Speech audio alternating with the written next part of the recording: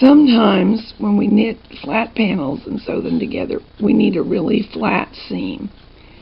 A lot of times a mattress stitch is appropriate, but a mattress stitch will have some texture on the reverse side and it takes up an entire stitch.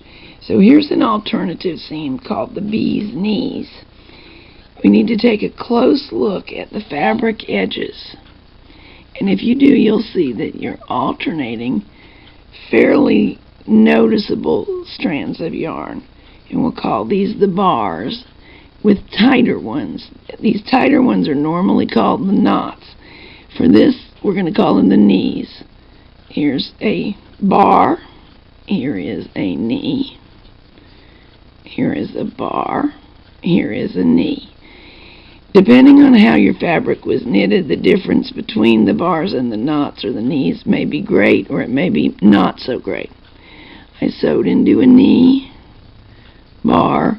When you lift it up, it's much more obvious because it's harder to get your needle into the knot or the knee. There you go, knee. This seam was taught me years and years ago by somebody in the Carolinas Machine Knitting Guild, and I do not know who. It was published at one of our newsletters, and I cannot find it or remember her name, so I cannot credit her, but I thank her. If she sees this, it's been very useful to me. I'm also not absolutely positive that I'm remembering what she said precisely. However, this is how I have remembered and used it, and it works fine. You have to be careful that you know where you last went in, and that's it. There's my next bar.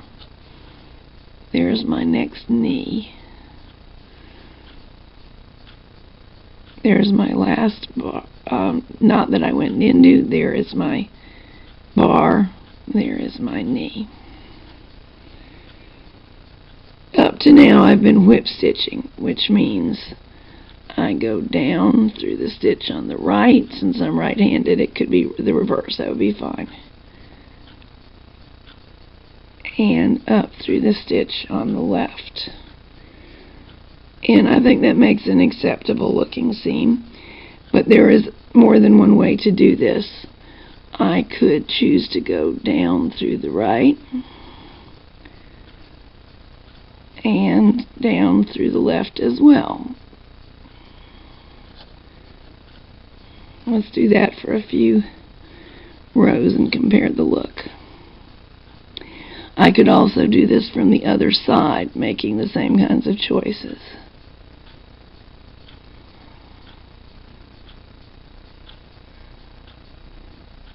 Uh-oh, I believe I made a mistake. I might have gone through a bar and not a knee, and in such a case, don't risk it. Pull it out and try again. It's very easy to do, but it's also very easy to fix. Okay, let's double check. I worked through that knee. I want to skip that bar. There for sure is my next knee. I worked through that knee. There's my next bar, and there for sure is my next knee.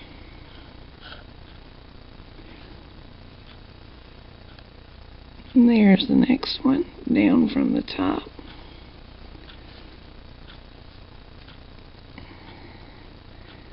Down from the top.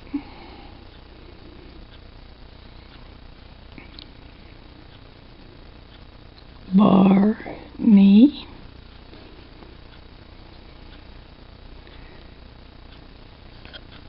Bar, that one's very obvious, knee.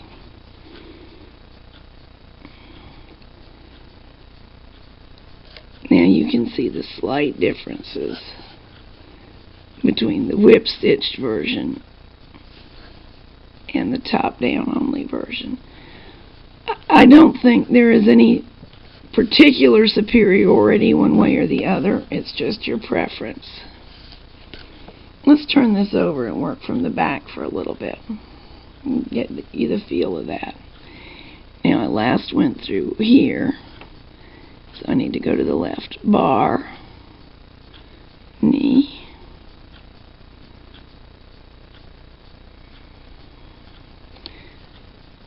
and this time I'm going to work up through my knees just for variety so we can compare. Bar, knee, up.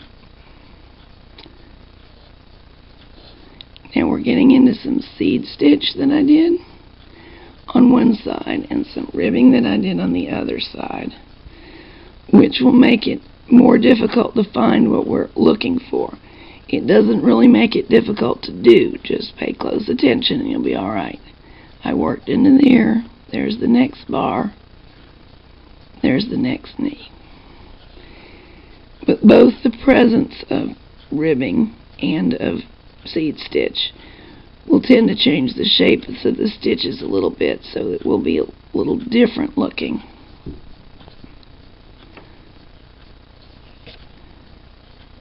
As with most seams, the real secret to making it look nice is getting the tension of your hand sewing yarn just right.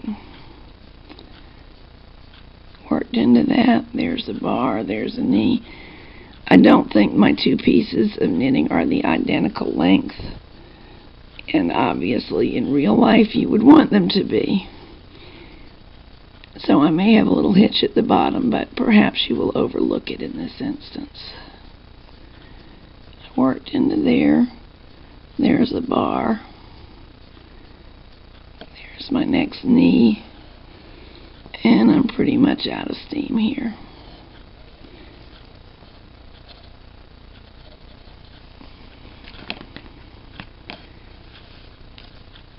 There you go. Now it does look odd joining ribbing next to seed stitch. If you are working on our Addi Loomers and Knits group project, you will upon occasion be joining some pieces that end in ribbing to make your hood in particular.